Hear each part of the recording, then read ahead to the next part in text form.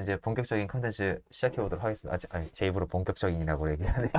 아니, 네, 근데 여러분 이거 좀 제가 지금 고민이 되는 게 전자폰까지는 제가 플롯 전개 혹은 줄거리 전개라는 말을 쓰면서 이 이야기를 풀어드렸잖아요. 근데 여기서는 조금 엄격하게 얘기를 해둬야 될 것이 한여들은 사실 플롯이라는 게 없거든요. 이게 무슨 소리냐면 그러니까 이야기 내에 구조가 없다는 건데 이 말도 어렵죠. 그러니까 참 이게 힘들어요 사실. 그래서 도토리님이 요 희곡을 읽어보고 싶다라고 얘기를 했을 때 저희가 뭔지, 왜냐면 저희 콘텐츠에서 녹여내기가 굉장히 좀 힘든 부분이 있어서 그래가지고 했는데 아니나 다를까 그냥 아무것도 몰라서 그러는 거더라고요. 어쨌든 저희 콘텐츠 흐름이 원래 플롯이 어떻게 흘러가는지를 설명하면서 제가 이제 그거를 풀어내드리는 방식이잖아요. 맞출 수가 없어요. 이전 작품들처럼 맞출 수가 없기 때문에. 그래서 일단 이렇게 설명을 해드릴게요. 플롯 전개라는 말은 말이 안 됩니다. 그렇기 때문에 준혜가 써놓은 희곡에서 일어나는 그냥 사건들을 나열해 드릴 거예요. 순서대로. 순서대로 사건들을 그냥 나열해 드릴 거예요. 그래서 사건도 아니야. 상황이야, 상황. 그냥. 상황들을 나열해서 갈 수밖에 없어요. 그러다 보니까 헷갈릴 수 있어요, 굉장히. 그러니까 이번에 이 편이 굉장히 난해하게 들리실 수 있습니다. 최대한 난해하게 들리지 않게 저희가 설명을 하면서 갈 테니까 그런 점은 잘 이해해 주시고 한번 힘차게 한번 가보도록 하겠습니다. 공연이 딱 시작되면 준혜가 아예 그냥 무대 장치도 그냥 딱 픽스해 뒀어요. 그것도 어떤 거창한 의미를 담아가지고 해놓은 게 아니라 이런 게 있어야 돼. 이렇게 그냥 써놓거든요. 왜 그게 거기 있어야 되는지에 대한 유추도 할 수 없고 상징이나 이런 것들에 대해서 어떤 의미를 부여할 수도 없어요. 작가가 부여해 놓지도 않았어요. 그냥 그게 있어야 되는 거야. 그 물건들이 외양으로 존재를 하고 있어야 되는 거예요, 거기에. 그래서 정확하게 그렇게 써놓습니다. 마담의 방, 루이 15세식 가구, 열린 창문을 통해 건너편 건물이 보인다. 오른쪽에 침대, 왼쪽에 문과 서랍장, 그리고 지금 밤이야. 방 안에는 굉장히 많은 꽃이 있어요. 무슨 꽃인지는 설명해두지 않았지만 나중에 후에 마담의 대사를 통해서 무슨 꽃들이 있는지는 묘사가 돼요. 그리고 솔랑주는 가정부들이 입는 검은 원피스를 입고 있는데 짧은 원피스예요. 그리고 의자 위에 또 다른 그 솔랑주와 똑같은 검은 원피스가 놓여 있고 검은색 스타킹이 널브러져 있고 붐 낮은 검은 구두가 있어요. 이거는 저 후에 밝혀지지만 끌레르의 것이에요. 이렇게 지문을 놓고 시작을 합니다. 그런데 지금 제가 이거 설명하면서 지금 갑자기 현타가 오는 게 이거를 설명하면 이 극이 전혀 흥미롭게 읽히지가 않거든요. 그런데 문제는 이걸 설명하지 않고서는 사건을 설명하면서 여러분들에게 이것을 이해시켜 드릴 방법이 없어요. 그래가지고 얘가 아무것도 모르는 거라고 얘기를 한 거거든요. 이야기로 이걸 즐길 수 있는 거리가 아니에요. 이렇게 상황만 묘사되어 있기 때문에. 아무튼 최대한 재밌게 한번 해보겠습니다. 네, 그래서 공연 시작을 하면은 그러한 이미지만 이렇게 있는 상황인 거예요. 그 상황에서 마담이 들어와요. 속치마만 입고 있는 상태의 마담이 막 온갖 짜증을 내면서 들어와요. 이건 왜 여기 있고 이건 왜 여기 있고 너는 내가 이 흰색 장갑 그 이 더러운 거 여기다 갖고 들어오지 말라고 했는데 이걸 또 굳이 내 방에 갖고 들어와가지고 내 방을 어지럽히고 있니 막 이러면서 어마어마하게 과장된 연극 톤과 제스처를 하면서 마담이 들어와요. 그러면서 이제 하녀인 끌레르가 막 뛰어들어오거든요. 여기서부터 이상하시죠? 끌레르의 옷이 벗겨져 있고 끌레르와 똑같은 옷을 솔랑주가 입고 있다 라고 했는데 끌레르가 들어와요. 왜 그럴까요? 일부에서 얘기했지만 지금 끌레르와 솔랑주는 두 자매예요. 그런데 이 둘이 지금 역할극을 하고 있는 겁니다. 극중극을 하고 있는 상태거든요. 극중극을 할 때는 번갈아 가면서 하긴 하지만 이번에는 끌레르가 마담 역할을 하고 있는 거예요. 그리고 솔랑주가 끌레르 역을 하고 있는 겁니다. 이해되시죠? 끌레르 역할을 하고 있는 솔랑주가 평소처럼 이제 띠웰차를 갖고 들어와요. 띠웰차는 이제 여기서 발음은 띠올로 하라고 하더라고요. 그래서 띠올로 할게요. 표기는 띠웰로 돼 있습니다.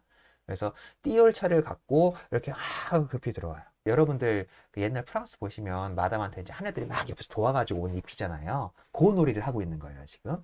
그러니까는 의상을 빨리 준비해. 그러니까는 평소처럼 빨간 드레스를 입혀드릴까요? 그래. 얘가 아니야. 오늘은 보석이 박힌 하얀색 우단 드레스를 입겠어. 이러면서 하고 있는 거죠, 지금. 그런 놀이를 하고 있는 와중이에요. 이 의상 저 의상 막 헤집어 보면서 이제 여러 가지 의상을 준비하고 보석도 잔뜩 꺼내놓고 마담 누리의 심취한 끌레르가 이제 나 오늘 에나멜 무도화 신을 거야. 에나멜 무도화 준비해. 이렇게 딱 얘기를 하니까 솔랑주가 급하게 그 에나멜 무도화를 갖다가 이제 침을 톡 뱉어가지고 막 이렇게 닦기 시작해요. 그 침을 톡 뱉는 그 모습을 본 끌레르가 이 더러운 것. 어디 그 더러운 침으로 내 구두를 닦아? 이 못생긴 거사. 이 아름다운 반짝반짝 빛나는 구두에 네 얼굴 좀 비춰봐. 그러니까 이제 끌레르 역을 하고 있는 솔랑주가 이렇게 고개를 비춰가지고 얼굴을 들이밀려고 하니까 이제 얼굴을 빡 까버립니다. 그러니까는 이러한 장면에서 마담들에게 어떠한 대접을 받는지 하녀들이 그런 것들이 여기 이 극중극 내에 투영되어 있는 거겠죠. 봤지? 더러운 침 때문에 응? 내 에나멜 무드와 그렇게 닦는 거 아니라고 내가 그랬잖아? 막 이렇게 하인들을 못 살게 구는 마님 역할 놀이를 지금 하고 있는 거죠. 모욕도 막 하는데, 저 정말 죄송합니다. 이게 제가 이런 스타일이 아니잖아요. 근데 지금 이렇게 힘든 이유가 수많은 상징 기호들이 나오기 때문에 그걸 다 설명해 드리기가 너무 힘들고. 아무튼 가볼게요. 여러 가지 정보가 나오는데, 너가 그렇게 못난 하녀로 살 수밖에 없는 이유, 네가 거기서 못 벗어나는 이유, 그게 뭔지 알아? 네가 멍청해서야. 내 말 하나 못 알아듣지 않니?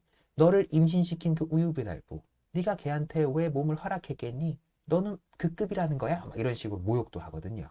그런데 요런 모욕, 요런 기호들이 사실 전혀 중요하지 않은 정보인데 반대로 생각하면 어마어마하게 중요한 정보거든요. 그래가지고 제가 힘든 거거든요, 지금. 아무튼 그렇게 막 모욕을 해요. 빨리 내 의상 갖고 와. 에나멜 무도화 갖고 왔으니까. 솔랑주는 빨간 드레스를 갖고 와요. 야, 아까 내가 보석 박힌 흰색 드레스 갖고 오라고 했잖아. 왜 이걸 갖고 와? 딱 이렇게 써대니까는 끌레르 역할을 하고 있는 솔랑주가 여기서 조금 느낌 분위기가 좀 바뀌면서 오늘은 빨간 드레스를 입으시죠. 이러는 거예요. 이런 장면에서부터 만약에 이걸 연극으로 보고 있는 관객들이라면은 여기서부터 이제 이러한 연기 지점에서 이제 이상함을 느낄 거예요.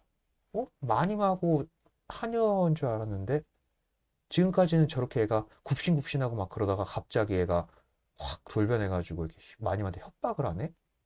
뭐지? 이러한 이제 징후를 느끼게 되는 거죠. 보는 관객들 입장에선. 그러니까는 마담 역할을 하고 있는 끌레르가 당황해서 순간적으로 자기 자신으로 돌아와요. 그래가지고 놀이가 끝나는 거죠. 그러니까는 이 극중극을 이끌어가고 있었는데 잘 이끌어가고 있었는데 이 솔랑주의 어떠한 그런 신경질적인 반응에 우리는 역할놀이를 하고 있으니까 역할놀이에 충실해야 되는데 솔랑주가 거기에 냉담하게 반응하는 거야. 오늘은 빨간 드레스 입으시죠. 이렇게 돼버린 거죠. 그러니까는 역할놀이를 포기한 것도 아니고 하고 있는 것도 아니야. 그 중첩 상태야. 끌레르 근데 알고 있잖아요. 서로 알고 있는 거 아니에요. 그러니까 이건 다 해석의 몫이겠죠. 연출이 이 장면을 어떻게 해석해 주느냐에 따라서 장면은 또 다르게 흘러갈 거예요. 역할놀이에 흠뻑 빠진 걸로 가라고 하면은 이렇게 냉담하게 반응하라고 하지 않겠죠. 그런데 대본에는 냉담하게라고 써 있어요, 지시문에. 요거를 충실히 받아들인다면 요 순간 극의 상태에서 이 둘은 극중 현실로 돌아오려고 하는 그 중간 단계에 걸쳐 있는 거예요. 무슨 소리인지 아시겠죠? 그러면은 극중 현실에서의 끌레르와 솔랑주가 둘만 있을 때 하는 대사들이 있을 거예요. 그리고 이쪽에는 극중 극의 상태에 넘어왔었을 때 둘이 연극적으로 규약한 이 쓰는 말투라던가 제스처라던가 이러한 내용들이 있겠죠. 그럼 요 가운데 지대는 뭐냐? 둘이 극중극의 상황을 만들어 가려고 하는 연습 장면. 그러니까는 공연 예술가들은 그리고 배우와 연출들, 그 스태프들은 요 중간 단계에 있는 사람들이잖아요. 연습 중에 끊임없이 이 본인의 역할로 돌아와서 설명을 듣고 다시 역할로 다이브하고 그게 중첩된 상태로 배우들은 항상 존재한단 말이에요. 그래서 이런 대사가 나오는 겁니다. 역할극으로 주어진 대사인 건 맞아. 오늘은 빨간 드레스를 입으시죠. 그러나 거기서 빠져나와가지고 대사를 이렇게 치면 안 되나? 라고 한다거나 혹은 그 배우의 개인적인 심경에 뭔가 문제가 생겼어. 무슨 이유인지 모르겠지만. 그래가지고 그 역할에서 이렇게 빡 빠져나온 경우가 있잖아요. 그런 상태들이 여기서 계속 반복돼요. 그런 상황이. 그러다 보니까 요거를 이렇게 분기점 이렇게 나눠가지고 이렇게 설명을 해드리지 않으면 이거를 끝까지 갈 수가 없어. 이 스토리를. 이 끝까지 이어나갈 수가 없거든요. 아무튼. 그래서 클레르도 당황해서 응? 왜? 이렇게 묻습니다. 극중국이 처음으로 붕괴되는 순간인 거예요. 근데 관객들은 이때까지도 그냥 이렇게 보고 있는 거라면 잘 못 느낄 수는 있어요. 근데 한번 요 대사를 한번 우리가 한번 읽어봅시다. 아, 그 얘기를 하고 싶다. 좋아. 협박을 해봐. 주인 마담을 욕해봐. 무슈의 불행을 얘기하고 싶은 거지. 그렇지, 솔랑주 언니? 멍청이. 아직 그 얘기를 끄집어낼 때가 아니야. 하지만 이왕 나왔으니 그대로 써먹겠어. 웃어? 못 믿겠단 말이지? 지금 분석이 하나도 안 되어 계시다 보니까는 제가 지금 이 대사를 왜 집어드렸냐면 이렇게 중요한 대사라고 제가 이것도 찝는 것처럼 보여가지고 참 제가 굉장히 지금 사실 굉장히 불편합니다. 왜냐면 하녀들은 대사 자체가 굉장히 이 희곡집이 굉장히 짧거든요, 여러분. 총 대사 수가 471번밖에 안 돼요. 그러니까는 끌레르 솔랑주 마담 3명의 대사를 다 그냥 한 이게 개수로 체크해봐도 471번까지밖에 안 나와요.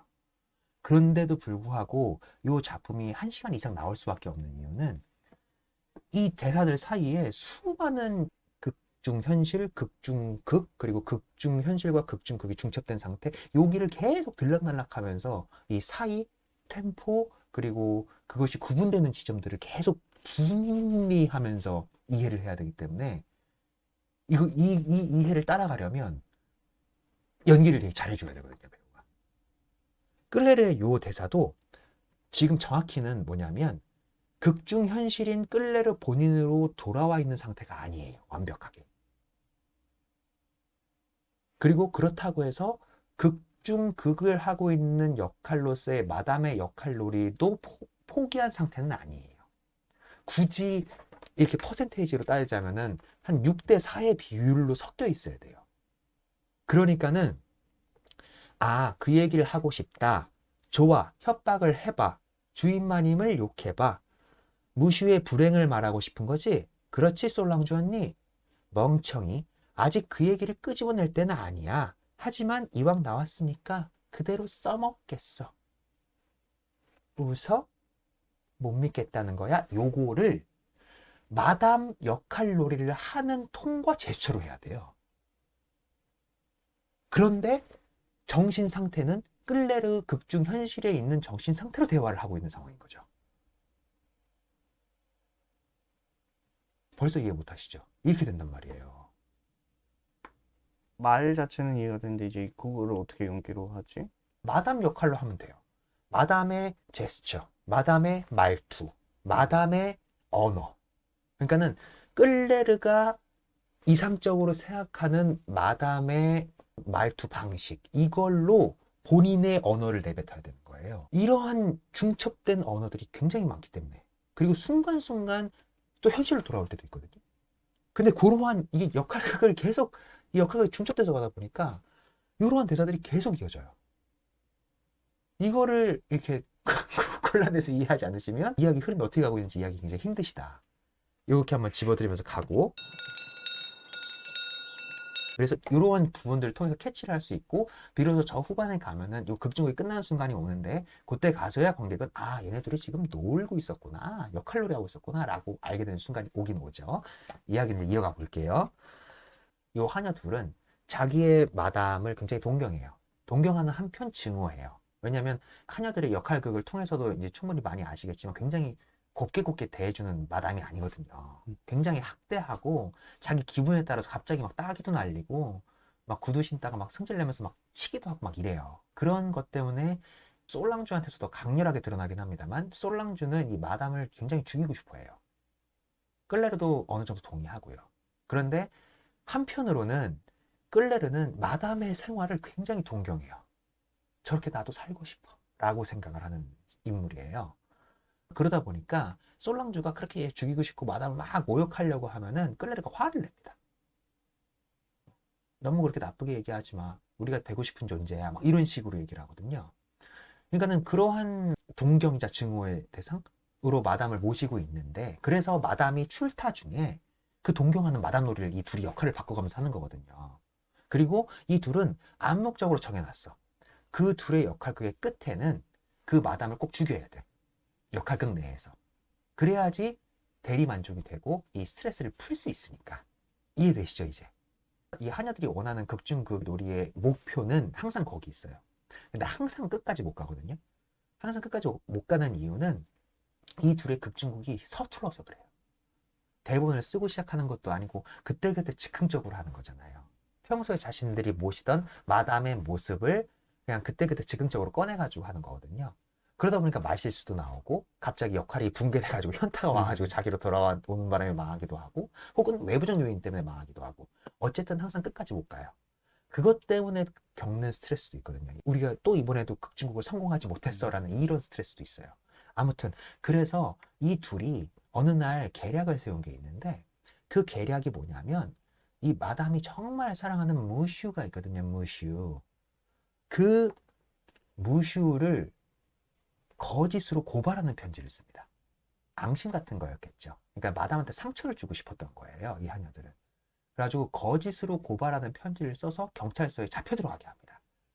아무튼 이러한 상황으로 계속 가고 있는 와중에 아까 제가 말씀드렸죠? 이들이 원하는 극중극의 목표는 뭐예요? 마담을 극중극 내에서는 끝내 죽이는 거예요. 그러니까는 진행은 하고 싶어 해. 중간중간에 현타가 와서 빠져나오고 아니면은 얘기가 막 잘못돼가지고 뭐 하더라도 아니면 개인적인 이유든 신경질적인 이유든 빠져나오더라도 끝끝내 어떻게든 엇거지로 이유 붙여서 이제 극중극을 다시 이어가려고 하거든요. 그게 무슨 말 버르장머리야, 끌레르. 복수를 하는 거지. 그렇지? 이 역할을 그만둘 때가 다가오는 걸 느끼고. 준비됐어요. 멸시를 당하는 것도 이젠 지긋지긋해요. 저도 마담을 증오해요. 어떻게든 이걸 이어가야 되잖아요. 극중극을 이어가야 되니까 솔랑주가 요 전에 한계라고요, 마담. 경계선에 왔어요. 이제 좀 거리를 두셔야죠. 막 이런 식으로 화를 내는 대사가 있거든요. 요 대사는 뭐냐면 우리 역할놀이 나 이제 지쳤다는 거예요, 사실. 빨리 죽이고 끝내자. 이게 뭐가 그거니까 솔랑주가 이렇게 이어가려고 하는 거예요. 그러니까는 끌레르는 아, 언니가 원하는 게 그거야 라는 거를 마담의 언어로 하고 있는 거예요. 말하는 저도 어렵죠. 죄송합니다. 이 새끼가 이걸 왜 골랐는지 모르겠어요. 그게 무슨 말버릇장머리야. 그러니까는 역할놀이에 심취해 있다 보니까 솔랑주의 언니의 본심으로 하녀 역할로 내뱉은 말인데 그거를 역할극으로 받아쳐주는 거예요. 이해되시죠? 아, 나 진짜 현타가 너무 세게 와. 이거 왜 설명하고 있는 거야? 그래서 그게 무슨 말버릇장머리야, 끌레르? 어떻게 주인 마담한테 그런 식으로 말을 할 수가 있어? 이렇게 역할극으로 혼내주는 거예요. 그러면서 아, 복수하고 싶은 거지. 그렇지. 역할 그만둬야 됐다는 걸 웃기고 여긴 또 자기 끌레르야.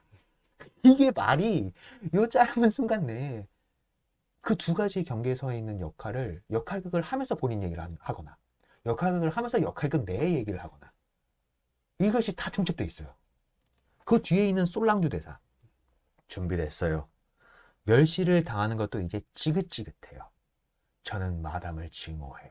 이건 솔랑주의 본심이기도 하지만 역할극 내에서 주어진 역할에 충실한 대사이기도 합니다. 보세요. 지금 우리는 극중 극 속에서 진짜 자기네들 설정해 놓은 이상적인 역할을 제대로 이뤄내지 못해서 그것을 배반하는 언어로서 현실에 있는 자기들의 언어가 막 끼어들어와서 겪는 문제점도 발견하지만 솔랑주의 요 대사는 진짜 그게 극중 현실에서도 원하는 대사잖아요. 그걸 있는 그대로 뱉어내기 때문에 그 대사가 찰떡같이 달라붙는 대사도 있어요. 여기서부터는 이 대사는 그러니까 괴리가 없는 대사인 거예요.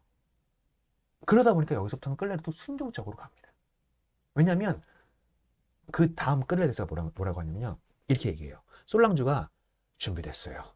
멸시당하는 거 지긋지긋해요. 저는 마담을 증오해요. 이 대사가 나오고 나면 이 둘의 역할극상에서의 목표는 뭐예요? 마담을 죽이는 거잖아요. 그런데 이게 그 본인들의 진심이라는 것도 이 두 명은 알고 있죠. 현실에서 정말 죽이고 싶다는 이 증오심이 항상 있었잖아요. 그러다 보니까 끌레르는 위기를 느껴요. 이게 아무리 놀이지만 저건 진심인데 나한테 진짜 상처 입히지 않을까? 라는 무서움이 올 수 있잖아요. 그래서 그 다음 대사가 뭐냐면 부드럽게 해, 부드럽게 해 이렇게 얘기하거든요. 진짜 진짜 이 감정에 취해가지고 진짜 나 죽이면 안 돼? 이 대사가 그래서 붙는 거거든요. 이런 식으로 이 회사 내에 있는 이면을 이게 우리가 무슨 배우 양성 콘텐츠도 아니고 진짜 이거를 네가 왜 하자고 그래가지고 연극 배우도 힘들겠네. 이렇게 대사가 나오거든요. 그래서 어쨌든 이 두 명의 이제 처음 극중극이 끝으로 이제 달려가려고 하면서 난 이제 마담을 증오해요. 다시 내가 당신을 왜 어떻게 생각하는지 알아요. 개똥 같다고 생각해요. 하면서 그래서 막 술렁주에게 죽이려고 이렇게 막 다가가요.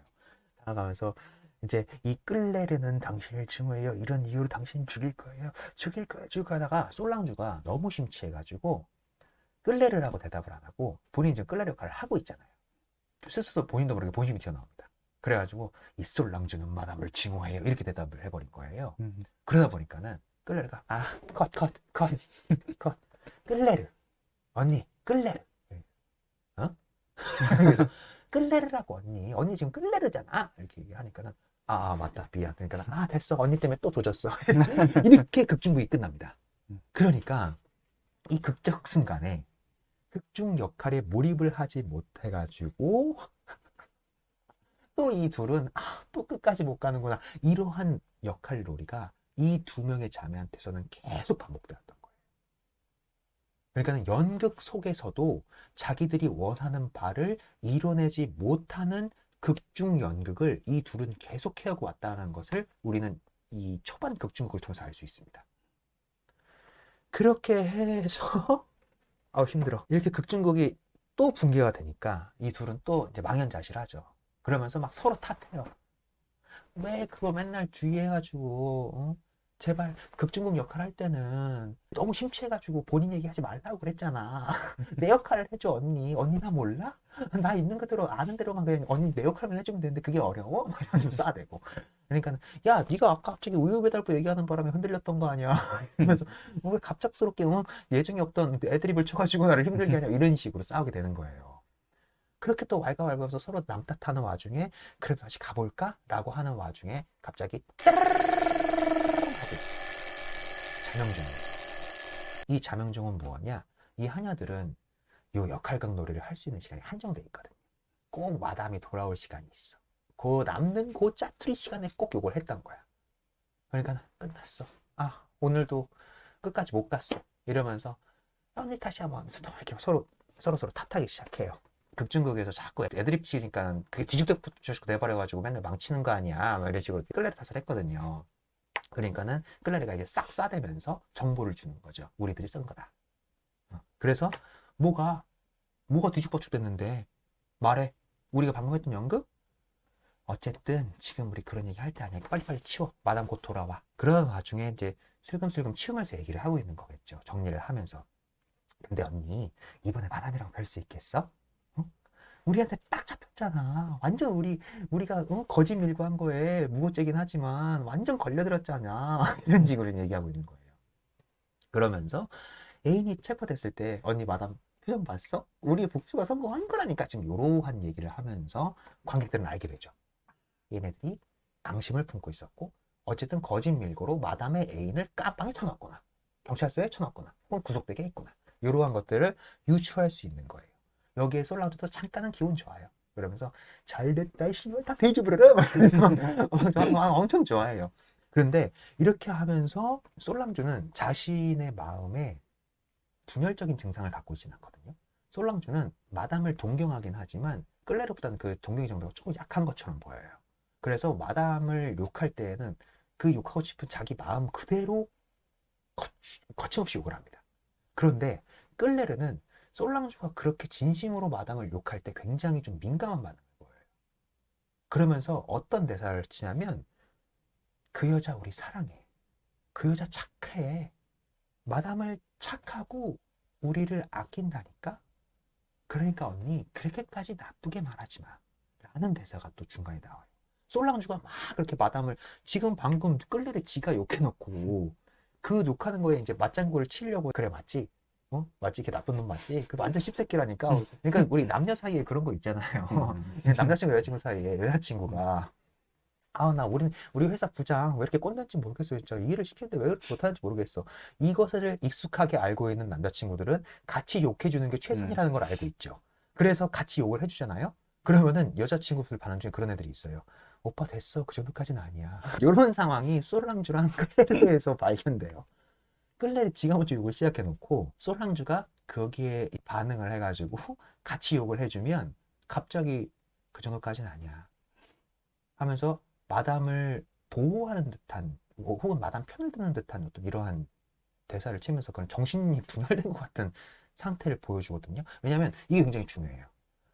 이 자체가 또 다른 극중극을 몰고 오기 때문에 어쨌든 그렇게 되면서 이들은 열심히 정리를 합니다.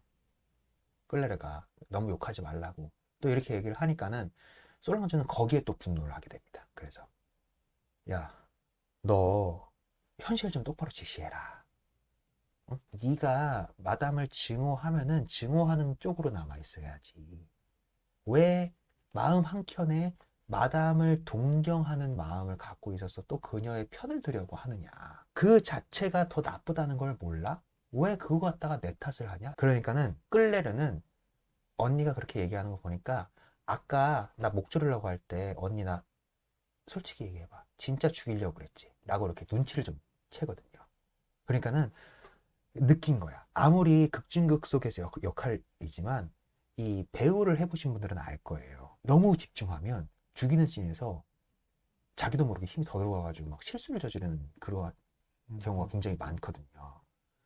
이러한 위기를 느낀 거죠. 이렇게까지 서로의 진실한 상황을 얘기를 하고 나니까 이제 그녀들은 이제 서로 화해도 해요. 아니야, 그래도 난 끌레르 너를 아껴. 솔랑주 언니, 나도 솔랑주 언니를 아껴. 빨리 정리하자. 우리 다시 현실로 빨리 돌아가자. 이렇게 얘기를 하고 화해를 하고 있던 와중에 갑자기 전화돼요. 그래서 끌레르가 이제 그 전화를 딱 받죠. 그 전화는 무슈가 건 전화예요. 이 둘은 큰 충격에 빠지게 되죠. 왜냐? 무슈가 석방됐어요. 그러니까는 이 둘은 이제 여기서부터가 이제 이 사건이 급전개되는 시점이거든요. 거짓 밀고로 무슈를 깜빵에 가뒀어. 그런데 바로 나온 거야. 거에게 보석금을 내고. 그러니까는 이 둘은 이제 쫄리기 시작하는 거예요. 우리가 쓴 편지가 거짓 편지임이 밝혀지면 우린 죽었다. 이 일을 어떻게 하면 좋지? 야, 네가 뭐 실수했던 거 아니야? 막 그러면서 막 이제 뭐서 거짓 편지가 걸린 거 아니야? 그래서 도망갈까? 어떻게 할까? 막 그래서 막 서로 막 난리를 피워요. 그렇게 난리를 피우는 와중에 이 자매 둘이 내린 결론은 마담한테 걸리게 되면 결국에 죽게 될 테니 마담을 우리가 먼저 죽이자 라는 쪽으로 이 아이디어가 가게 됩니다. 마담이 곧 들어올 거니까 너는 지금 빨리 띠열차를 준비해라. 띠열차에다가 수면제 열알을 넣어라. 9알은 너무 적고 너무 많으면 토하니까 꼭 열알을 넣어라. 이건 대사에 있어요. 왜 웃어? 이 급박한 상황에 이렇게 얘기를 하면서 준비를 하면은 띵동동동 이렇게 소리가 나오고 초인종 소리가 나기 시작하면서 솔랑주가 이제 마담을 맞이하러 나가고 끌레르는 부엌으로 들어갑니다. 잠시 후 이제 마담이 등장을 해요. 이걸 연극으로 보고 있다 보면 우리는 끌레르가 마담 역할을 하고 있는 것을 보고 지나온 상태잖아요. 그리고 실제 마담이 들어왔을 때 진짜 마담이 저럴까? 라고 하면서 터지는 이런 희극적 상황이 있겠죠. 근데 사실 지금 상황은 어때요? 얘네 둘이 지금 살인 계획을 하고 있는 상황이기 때문에 이래서 이 부조리가 갖고 있는 희극성이라는 게 이런 데서 발현되는 거거든요. 엇나간 두 상황에서 발생되는 웃음들이 있는 거예요. 상황적인 곳에서 오는 웃음도 있지만 이 전에 쌓여있는 전사 때문에 생기는 웃음의 포인트들도 있는 거죠. 들어오자마자 뭐라고 해요? 그러니까 아마 꽃들을 보고 냄새를 맡아가지고 막 아주 지긋지긋한 이 싸구려 꽃 냄새 뭐 이런 것들부터 하고 들어오겠죠. 니들 갈수록 더 하는구나. 어? 만나서 하는 첫 대사가 구박이야, 구박. 이 끔찍한 글라디올러스, 이 넌갈머리 나는 장미, 게다가 미모사? 니들 이거 이 싸구려 꽃들 살려고 새벽 시장 또 막 바리바리, 응? 그것도 날 위한답시고 그랬겠지. 내가 니들 마음 모르는 거 아니야. 근데 니들은 내 마음을 몰라. 알겠니 니들이? 이런 거예요 지금. 이런 마담이에요. 미안합니다. 제가 연기를 하게 되네요. 근데 아무튼 그러면서도 야 솔랑주 니들이 왜 내 마음을 모른다고 얘기하는지 알아? 네가 지금 내 마음이 얼마나 썩어 문드러져 가는지 몰라서 그래. 응? 무슈가 투옥됐단 말이야. 그런데 내 취향에도 안 맞는 저런 싸구려 꽃들을 갖다가 이 방을 장식해 놓을 생각을 했니? 그것도 나를 위한다는 마음을 갖고 있는 걸 내가 모르는 것도 아닌데? 막 이렇게 혼을 내는 거예요, 이 마담이. 그런 마담이에요. 아무튼 그러면서 그런 자기 신세 한탄 있잖아요.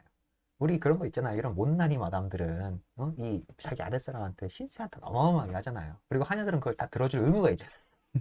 그러니까 또 신세 한탄 또 막 같이 합니다. 아, 니들은 나에게 이런 장미꽃을 했다. 나 솔람주나, 기절할 것 같아. 막 이런 거 하는 거예요. 그러면서 너와 네 동생에게 신뢰의 증표를 표시는 해주겠다. 그래, 니들이 날 원한다는 마음을 알았으니까. 그런데 이번엔 그이가 정말 투옥됐어. 하면서 막 무너지기도 해요. 그래서 자기의 실제 마음을 과장되게 표현해서 자신의 하녀들한테 막 털어놓기도 하거든요. 이 신세 한탄과 니들은 나를 위해서 이런 것을 해주려고 준비해 줬다는 그 마음은 가상하고 고맙지만 내 마음에 들었던 적이 단 한 번도 없다는 이 스탠스를 계속 반복하면서 얘기합니다. 그러니 지금 솔랑주의 머릿속은 어때요? 복잡하죠. 자, 평소대로 계속 모시던 마담이에요. 그런데 지금은 마담을 독살할 계획이 끼어들어와 있죠. 끌레르가 수면제를 탄 띠엘차를 갖고 들어오면은 그거를 성공적으로 얘가 빨리 먹어야 돼요. 요 계획이 하나 흘러가고 있고, 두 번째로는 자기네들이 역할놀이를 하고 있었기 때문에 역할놀이를 하면서 미묘하게 자기네들이 뭔가 잘못 정리를 해가지고 마담한테 역할놀이를 했다는 걸 들키면 안 되는 거 있잖아요. 그러한 긴장 상태도 있고, 요것이 지금 병전에서 가고 있는 거예요. 또 한 가지 얘네들의 이 심리를 조여오는 또 한 가지 사건. 거짓으로 무슈를 밀고 했다가 지금 방금 풀려났다는 사실을 또 알고 있는 상태잖아요. 그러니까는 말실수를 하면 안 돼. 이런 극도의 긴장 상태 속에서 지금 마담을 상대해야 되는 상황인 거예요. 그렇게 계속 정보를 가지고 이제 쭉 흘러가다가 솔람주가 말실수를 합니다. 너무 괴로워 마세요. 더 큰 사건도 무죄 석방되는 경우를 봤어요. 액상 프로방스 재판소에서 더 큰 사건? 너 그이가 연루된 사건이 뭔지 아는 거야? 요렇게 이 이야기의 원래 이 중요한 사건의 전개로 딱 보게 되거든요. 요 뒤로 솔랑주가 이거 아니요 그냥 신문에서 봤어요. 뭐 저희들이 신문에서 그런 거 한두 번 보나요? 호호호 뭐 이런 식으로 무분해서. 근데 이때부터 이제 마담은 조금씩 의심을 계속 쌓아갈 수밖에 없게 되는 이런 경우가 생기겠죠. 이렇게 마담은 귀신 같은 측면이 조금 있어요. 이게 또 연출마다 좀 다릅니다. 마담을 이런 것에 좀 무감각한 것으로 연출을 하는 사람도 있고, 아니면 굉장히 예리하게 이러한 부분을 파악하는 것으로 연출을 하시는 분들도 있거든요. 그런데 저는 이 후자 쪽으로 대본 내용을 설명을 해드릴게요. 어느 쪽으로 가더라도 문제는 없습니다. 왜냐하면 하고자 하는 이야기에서는 크게 중요하지 않기 때문에. 그래서 이상함을 느끼지만 이내 또 이걸 막 모면하려고 솔라운지가 부단히 노력을 하면은 마담은 그래 이런 느낌으로 이제 또 다른 얘기로 또 가는데 결국에 또 자기 신세한탄이에요. 그러면서 이제 신세한탄 하는 와중에 이제 끌레르가 듀의 차를 딱 갖고 들어옵니다.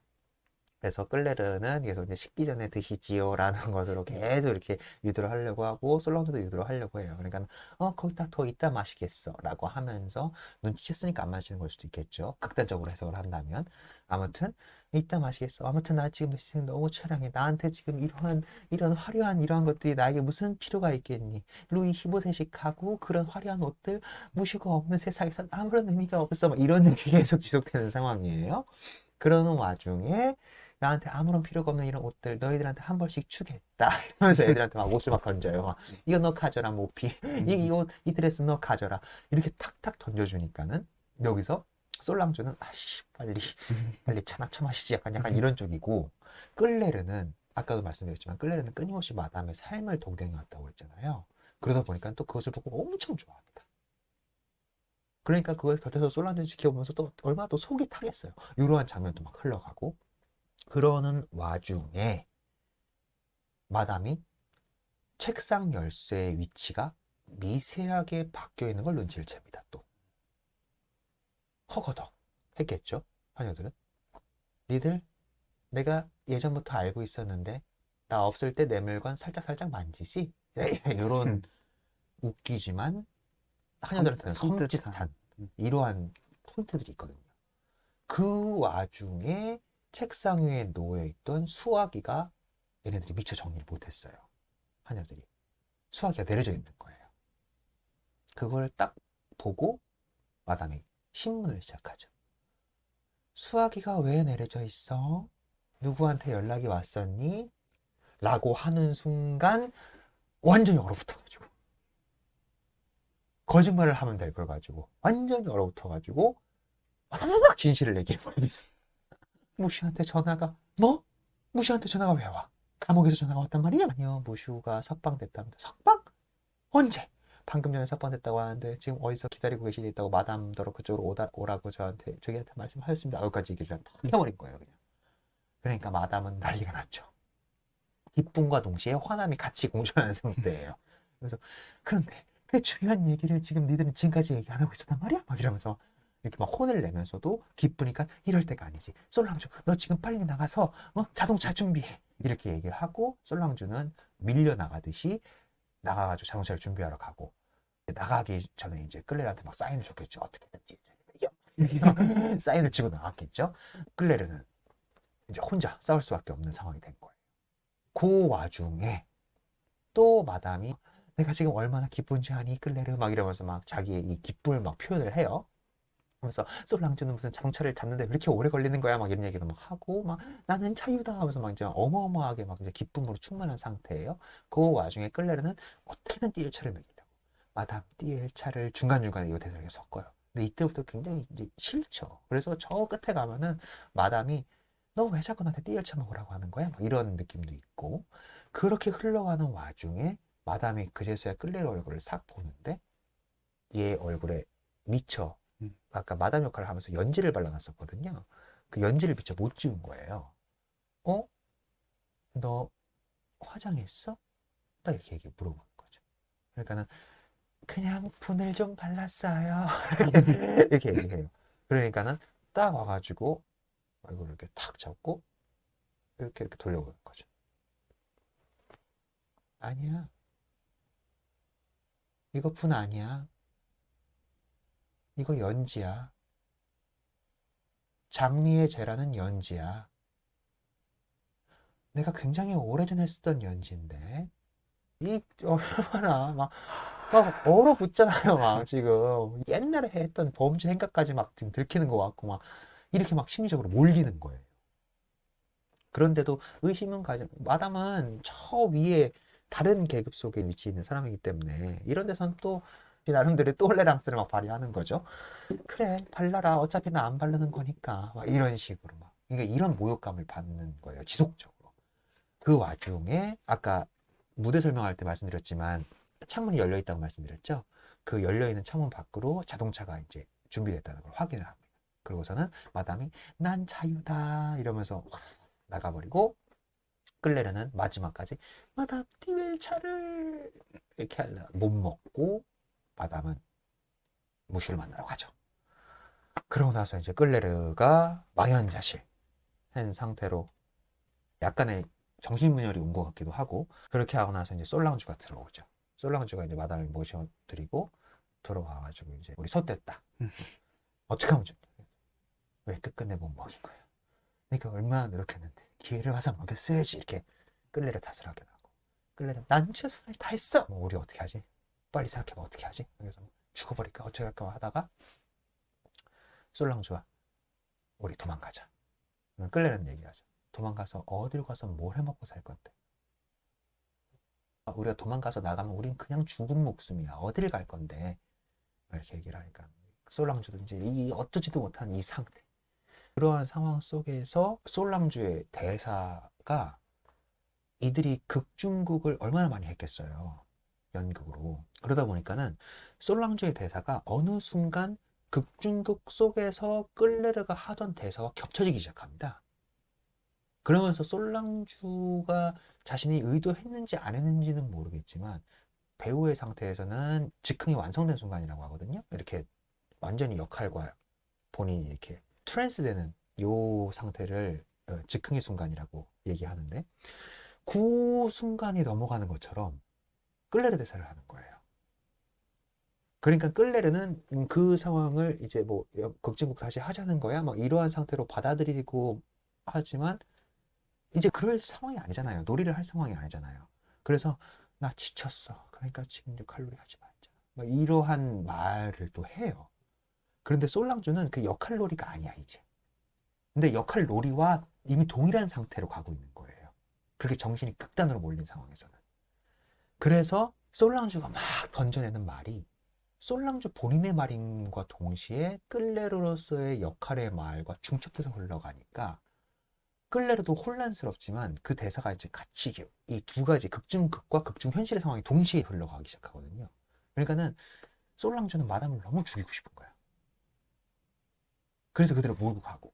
그런데 그 극중극에 적극적으로 동참하고 싶진 않지만 언니의 마음 상태를 알고 있으니까 끌레르는 변명을 하면서 극중현실의 상태의 끌레르가 극중극을 이끌어가는 솔랑주와 함께 이렇게 이끌려가는 이 상황이 지속됩니다.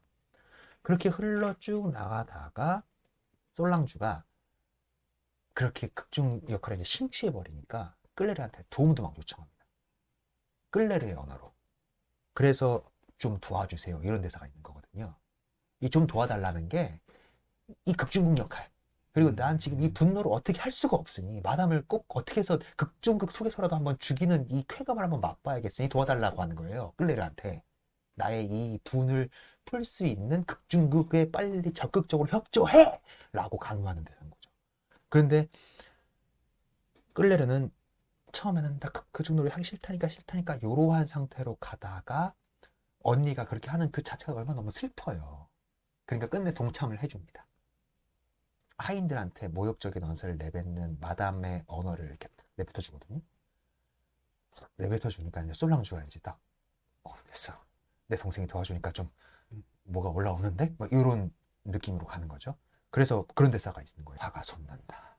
화가 솟는다. 이렇게 막 자기 최면을 거는 듯한 대사도 있어요. 그래서 화가 솟아야 대리만족이 될 거 아니에요. 그래서 계속 클레르가 또 막 모욕하는 말을 막 던지죠. 장의사나 청소부나 경찰관이 필요하듯이 하인들 또한 필요하지만 나도 그건 아는데 걔네들은 너무 악취만을 풍기는 애들이야. 뭐 이런 식으로 또 막 도와주는 거죠. 모욕적인 말을 막 던지면서 계속해봐. 계속해봐. 진짜 화나게 계속해봐. 이런 식으로 막 이렇게 몰아가다가 그 끝끝내 가서는 더 모욕해봐. 더 모욕해봐. 막 이렇게 하는데 끌레르는 이게 무섭잖아. 언니 나 더 할 말 없는데 그만하면 안 될까? 할 말이 없어. 무조건 이런 상황이 되는 거죠. 그러면서 끌레르는 나 못하겠다니까 막 이런 식으로 하려고 하는데 이 극중극의 상황을 멈추고 싶지 않아.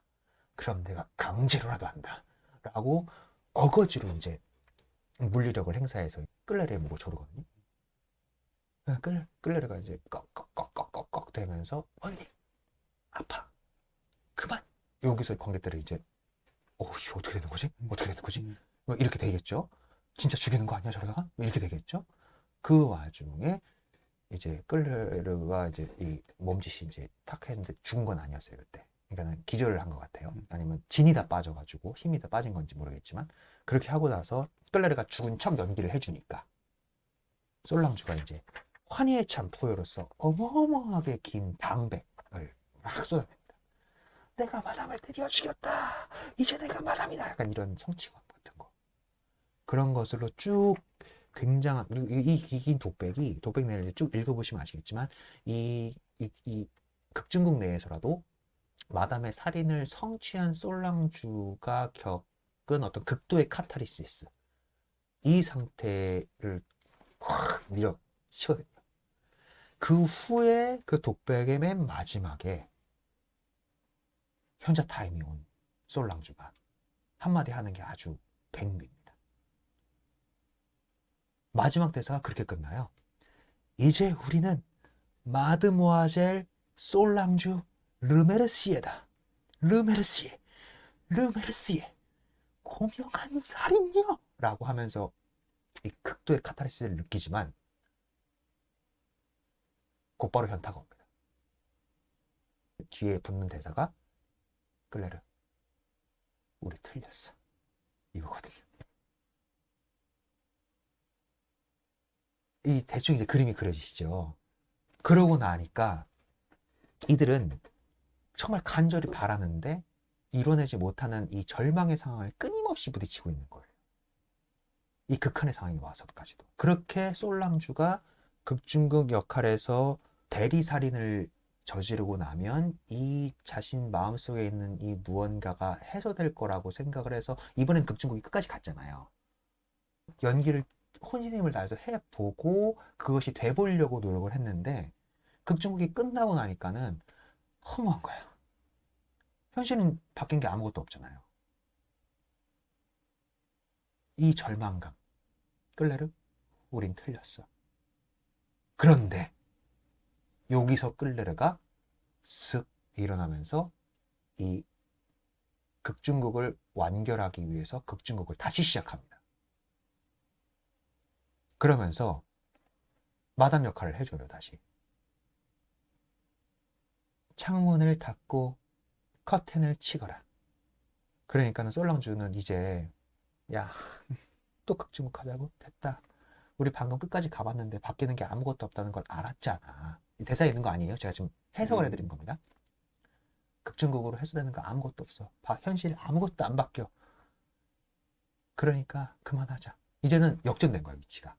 그런데 끌레르는 결심이 서 있는 상태로 지금 극중극을 진행을 하는 거거든요. 그래서 바로 얘기합니다. 끌레르, 띠웰 차를 준비해라. 라고 얘기하는 거죠.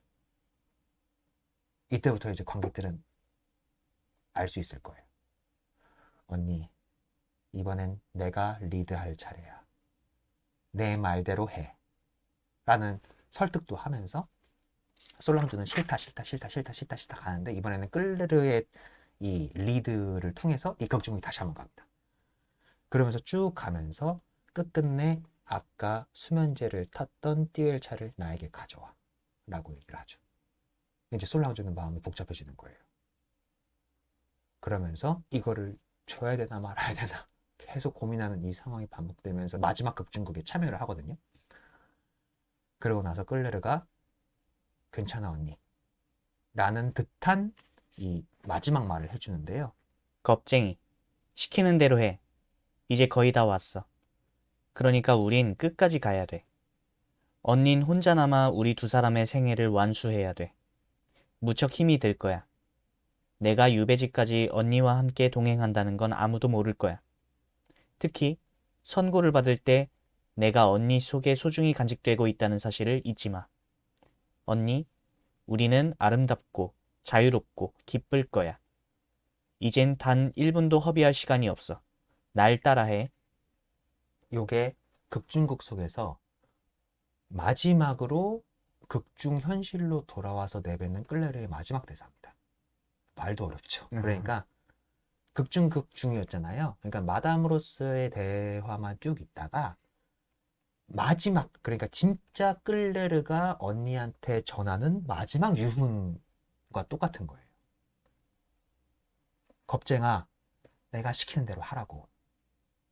이제 다 왔어. 우리의 극중극의 끝이 현실이 될 수 있다니까? 라고 얘기하는 거거든요. 근데 이게 진짜 어떤 정신 상태예요. 그러니까는 알고 있잖아요. 띠웰차 지금 저거 먹으면 진짜 죽어요. 근데 극중극 속에서 마담이 그걸 먹고 죽어야지 이들이 원하는 마담을 죽여야겠다라는 소원이 성취되는 거잖아요. 솔랑주는 그걸 바라지 않지만 끌레르는 극 속에서라도 우리의 염원을 이뤄야겠다라는 쪽으로 결심이 선 거예요, 지금.